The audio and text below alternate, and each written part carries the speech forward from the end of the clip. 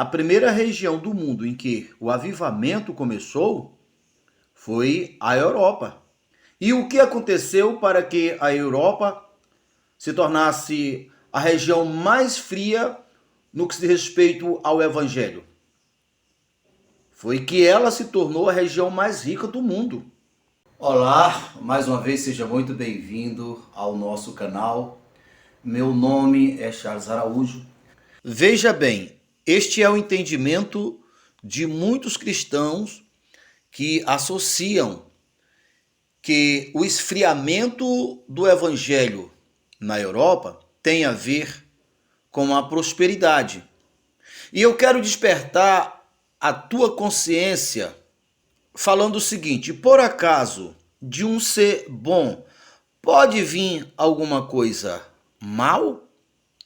Tiago fez esse questionamento quando ele questionou o seguinte: o Senhor Deus, que é o Pai das luzes, dele só pode vir coisas boas. Por quê? Tudo que é bom, tudo que é saudável, tudo que é honesto, tudo que se diz respeito à vida, veio do alto, do Pai das luzes. Então, jamais de Deus que é bom pode vir uma coisa boa no princípio, no começo, e depois essa coisa boa se transformar em uma coisa ruim. Assim sendo, não pode ser atribuído a Deus qualquer consequência ruim ou negativa resultante de algo que começou bem, de algo que veio de Deus.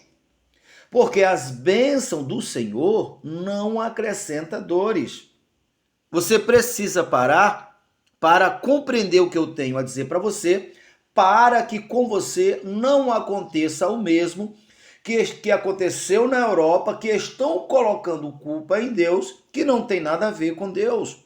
Como você sabe, a Europa foi a primeira região do mundo depois de Israel em que os agentes da bênção, em que os apóstolos do Senhor Jesus foram, que por isso, no pleno vigor do começo dos seus ministérios, ao levar o evangelho para a Europa, o evangelho que é o poder de Deus, foi por causa disto que a Europa desfrutou de tempos de bonança, de tempo de prosperidade.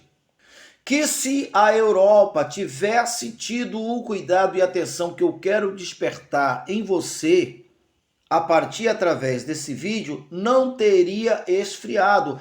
A Europa esfriou, mas as motivações, as razões não tem nada a ver com a vontade de Deus e não tem nada a ver com o simples fato da Europa prosperar. Olha para Davi. Davi foi o rei mais próspero na sua geração. Se Salomão é conhecido o rei mais rico, mais próspero de todos os tempos, isso se deve ao começo a Davi. E Davi foi colocado como o testemunho para as nações, de um exemplo de conduta, de um exemplo de um homem que, mesmo sendo um homem próspero, não se desviou de Deus. Mesmo isso tendo acontecido no começo da sua caminhada, mas ele, ao ser corrigido pelo profeta, ele se ajustou, que por isso foi colocado como testemunho para as nações. Por que chegaram a essa conclusão que o culpado do esfriamento da Europa foi a prosperidade? Por que eles chegaram a essa conclusão? Porque quando se evangeliza para algum europeu, principalmente dos países mais desenvolvidos, eles falam o seguinte: mas por que eu devo aceitar a esse Jesus? Ah, porque o Senhor Jesus, ele dá saúde. Ele diz, mas eu já tenho saúde. Ah, porque ele abençoa financeiramente, mas eu já tenho prosperidade. Então, por causa disto, é que muitos chegaram à conclusão que a prosperidade é a causa do esfriamento, do avivamento lá da Europa. Mas veja só, se você conhecer um pouco a respeito da grande tribulação, a respeito do anticristo, o homem que vai ter em seu caráter, em sua conduta, a perversidade perfeita de Satanás, a maldade, a injustiça, e ele receberá autoridade e poder pelo próprio Deus para pisar o átrio. Quem são esse átrio? Todos aqueles que não estão em o nome do Senhor Jesus, porque a respeito do Senhor Jesus, segundo Efésios, capítulo 1, chegando no capítulo 2, o nome do Senhor Jesus está acima de todos os nomes que se nomeia, de todos os poderes, de todos os dominadores e governantes, de todas as potestades, incluindo estes, com certeza, está o anticristo. Então, o nome do Senhor Jesus, que está acima de todos os demais nomes, ele é tido como a cabeça, aonde aqueles que estão em Cristo Jesus é o seu próprio corpo, que por seu corpo não existe nenhum ser, incluído o anticristo e nem o próprio Satanás, terá poder e autoridade sobre Cristo. E quem é Cristo, segundo Efésios, capítulo 1, chegando no capítulo 2, a igreja, aquele de corpo e sangue que crê no nome do Senhor Jesus, porque Jesus é o cabeça e os que crê nele é o seu corpo, a sua parte física, a qual assegura que todas as coisas estarão debaixo dos seus pés, incluindo Satanás. Ainda em Tessalonicense afirma que o que detém, enquanto o que detém não ser tirado, não pode, o anticristo não poderá governar, não poderá assumir o seu governo, vai entendendo. Então se vê claramente que o que retém ou o que detém é o corpo da igreja, que o anticristo só irá governar quando a igreja for tirada do sistema, porque a autoridade do anticristo não poderá exercer autoridade sobre Cristo, e Cristo é os que crê nele em corpo e sangue, porque quando o Senhor Jesus disse, todo o poder foi me dado nos céus e na terra, então a igreja estará com este poder, portanto não poderá estar abaixo de nenhum outro, incluindo ele, o anticristo, vai entendendo?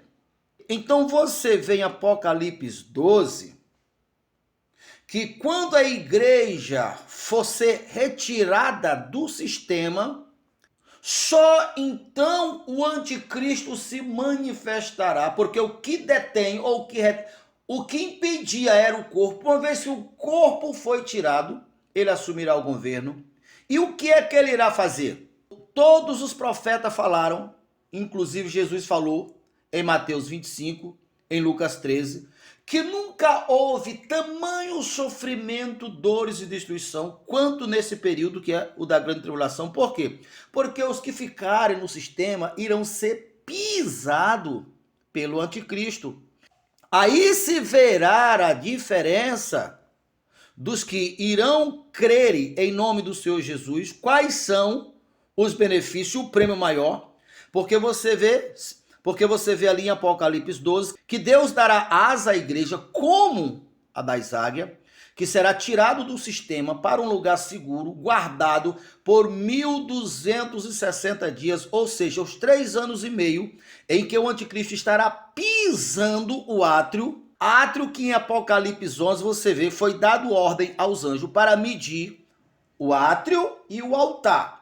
O altar é os que estão em Cristo Jesus, que não pode ser pisado, porque eles estão acima de todos os nomes que se nomeiam.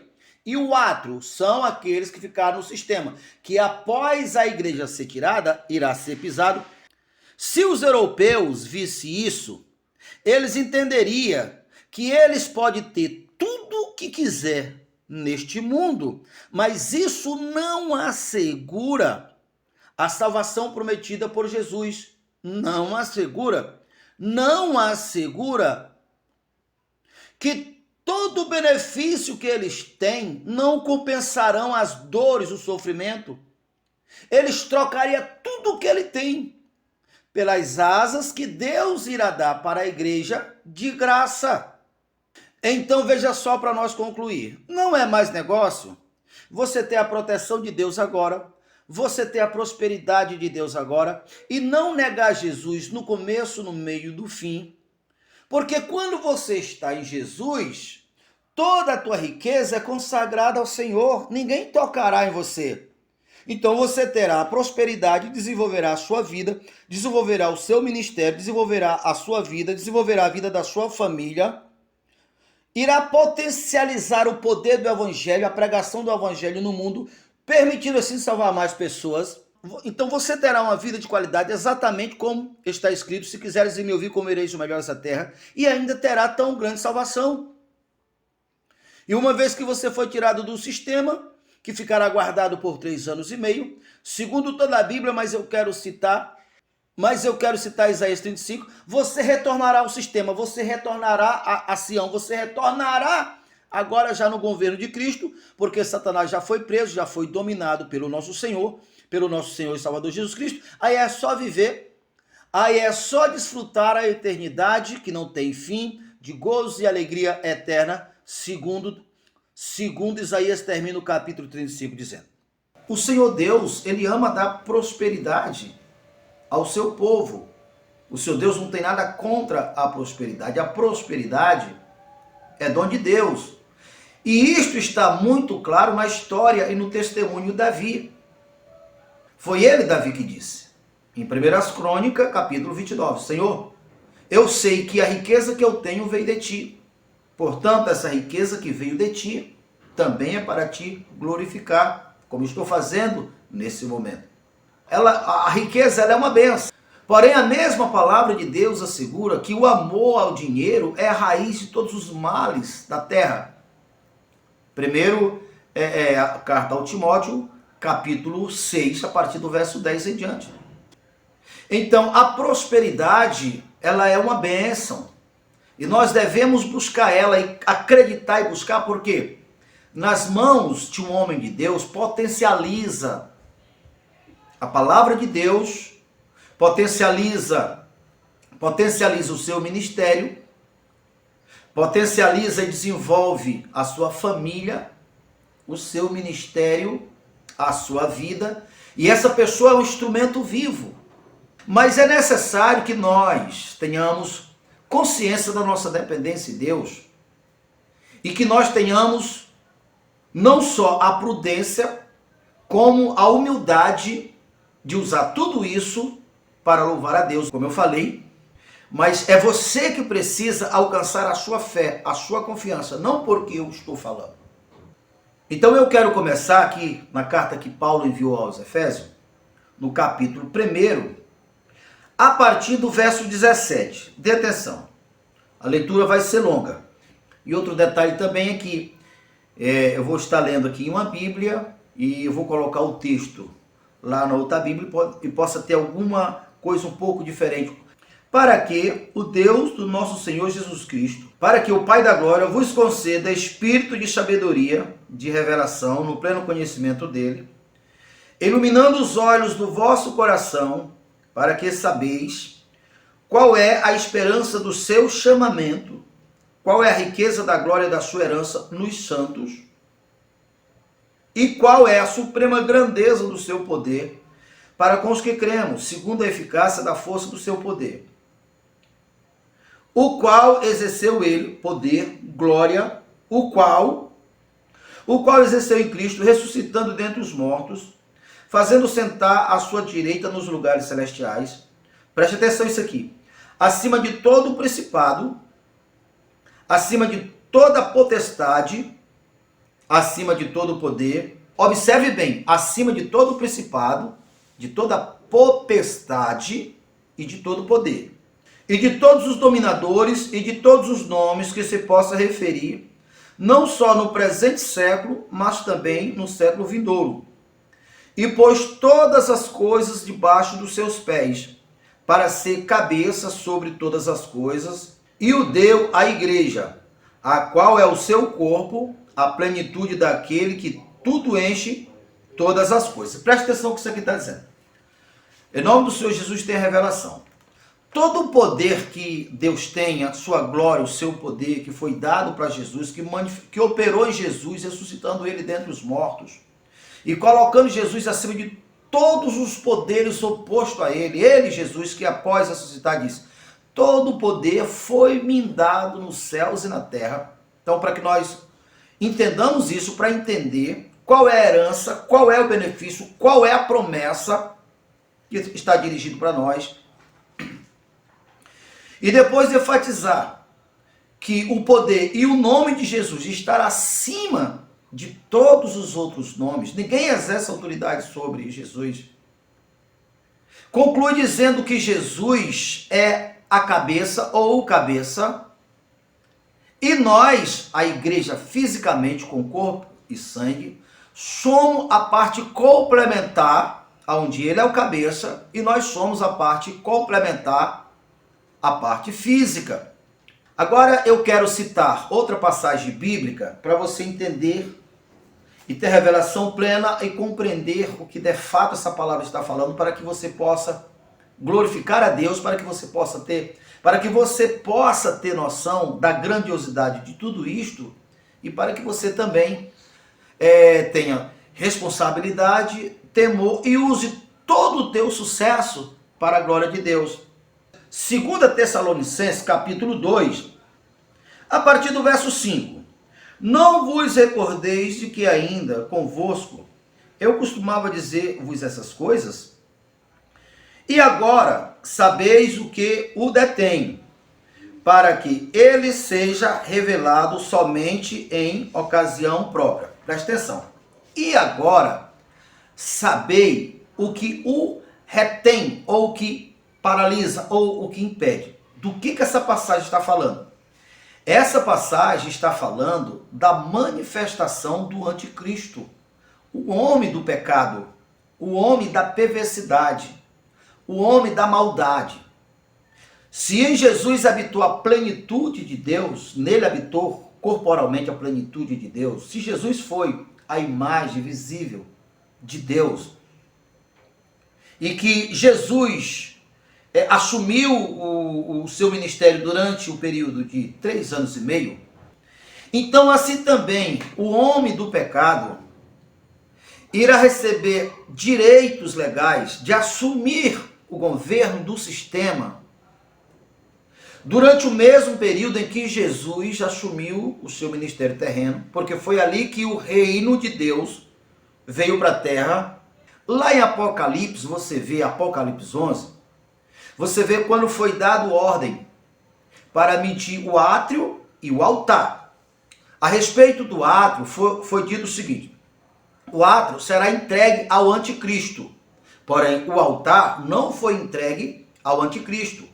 O átrio vai ser entregue debaixo do governo do anticristo, e o anticristo, irá pisar os que estão no átrio.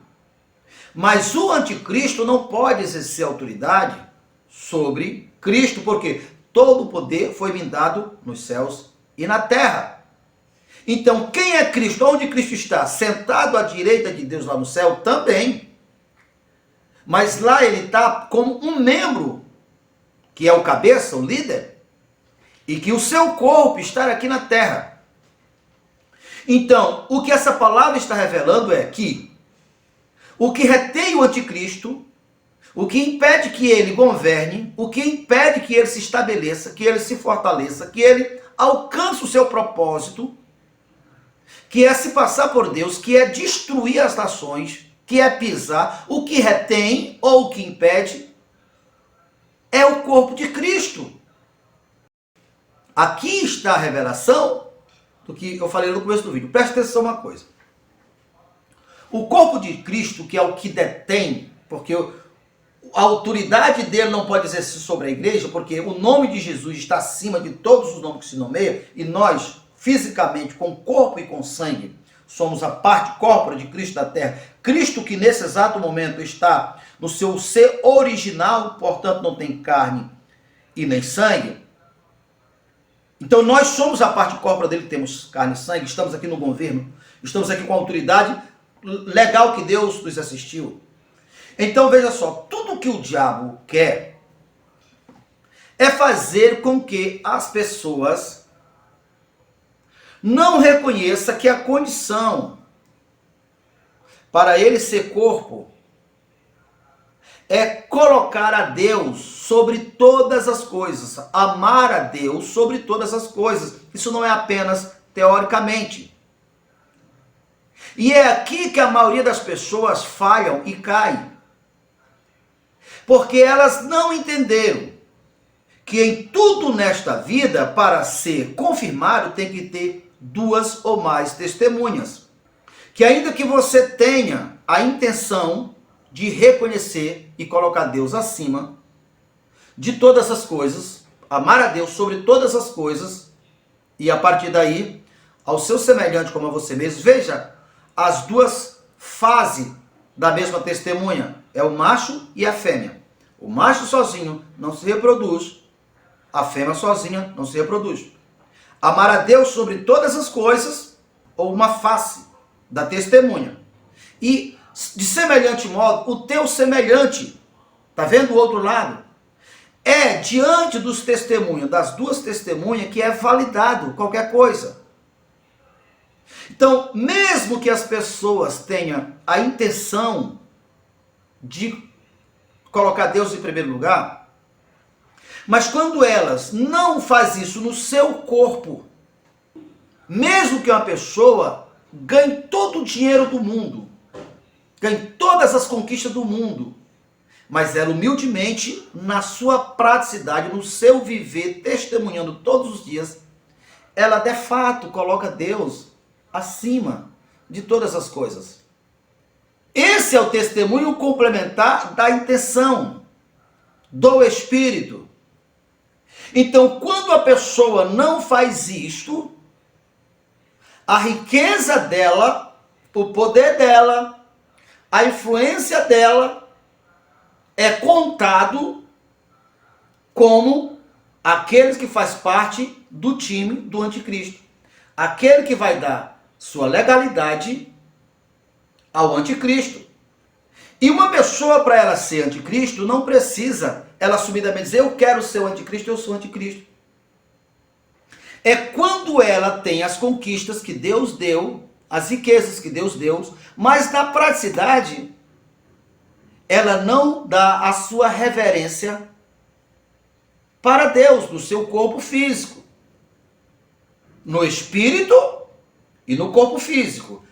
O anticristo é aquele que não confessa Jesus no sangue, no corpo, na carne, que é fisicamente. Mesmo que ele tenha a intenção de fazer isso, mas no seu testemunho físico, ele não dá a Deus o atributo de Deus. E é aí que o amor ao dinheiro é a raiz de todos os males da terra. Se você enveredou por outro caminho, você dará a tua legalidade ao anticristo. Você estará no outro time. Porque a condição para você ser corpo de Jesus, o que retém o mal, o que impede do anticristo reinar, porque o anticristo só vai governar quando a igreja ser tirada para o deserto, e a partir daí será contado 3 anos e meio, enquanto a igreja está no deserto, porque o anticristo não pode exercer autoridade sobre a igreja, que é o corpo de Cristo, Cristo que está acima de todos os poderes, de todos os nomes que se nomeiam. Então, quando você deixa de reconhecer, é isso que você está fazendo. Você está somando, você deixa de ser corpo de Cristo. Agora vamos para o outro caminho. Você era uma pessoa simples. Você não tinha conquistas a ser mostrada. Você não tinha fruto, você não tinha resultado. Mas agora você tem. Agora você se tornou uma autoridade. Veja as coisas que passarão a acontecer que não aconteceria antes. Agora, com o poder que você tem, com a influência que você tem, com as conquistas que você tem, com os resultados que você tem, você pode se tornar um oponente ferrenho a Cristo. Você pode influenciar muitas outras pessoas a se desviar, se estava, e a dizer assim, ó, ninguém precisa de Deus para prosperar. Olha o meu caso. Eu sirvo a Deus assim, quem manda na minha vida sou eu. Eu faço o que eu quero, do jeito que eu quero, na hora que eu quero.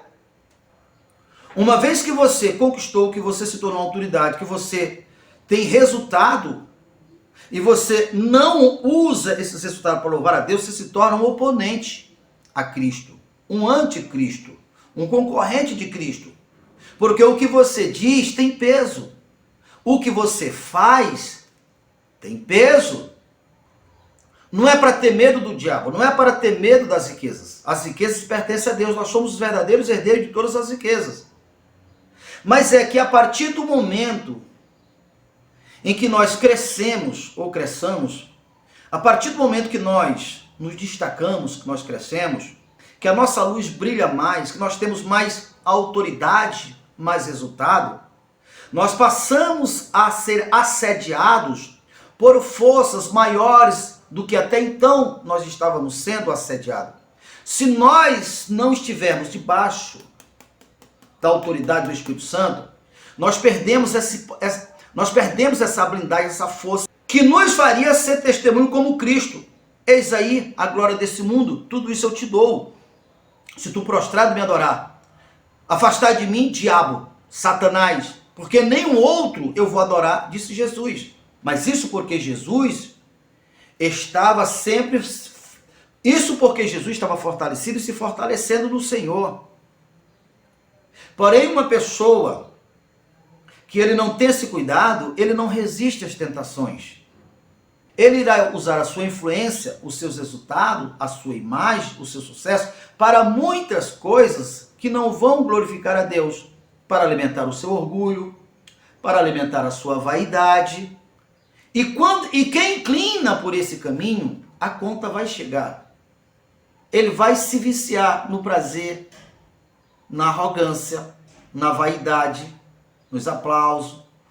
Ele não vai resistir, ele vai cair e a conta virá. Porém, quando você entende que tudo vem do Senhor, como Davi, no começo, no meio e no fim, tudo você usa para louvor de Deus.